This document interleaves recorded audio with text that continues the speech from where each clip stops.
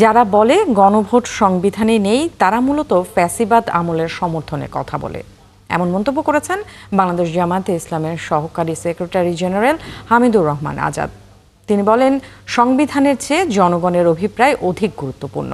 সোমবার সন্ধ্যায় পুরানা পল্টনে ইসলামী আন্দোলন বাংলাদেশের কেন্দ্রীয় কার্যালয়ে 8টি ইসলামী দলের বৈঠক শেষে এক যৌথ প্রেস ব্রিফিংয়ে এসব কথা জানান তিনি বলেন, জুলাই জাতীয় সনদ বাস্তবায়ন, গণভোট ও পিআর পদ্ধতিতে নির্বাচন সহ 5 দফা দাবিতে আগামীকাল রাজধানীর পল্টনে সমাবেশ করবে 8টি ইসলামী দল। এই সমাবেশ থেকে সরকার ও এ দেশের জনগণকে চলমান আন্দোলনের বার্তা পৌঁছে দেওয়া হবে। তিনি আরও বলেন, বিএনপি ইসলামী দলগুলোর ডাকে সাড়া না দিলেও বিএনপি ডাকলে ইসলামী দলগুলো আলোচনায় বসবে। আলোচনায় সমাধান না হলে আন্দোলন চালিয়ে যাওয়ার হুঁশিয়ারি দেওয়া হয় ব্রিফিং থেকে। এই কথা যদি বলা হয় গণভোটের বিধান নাই, সেটা বিদ্যমান সংবিধানে নাই।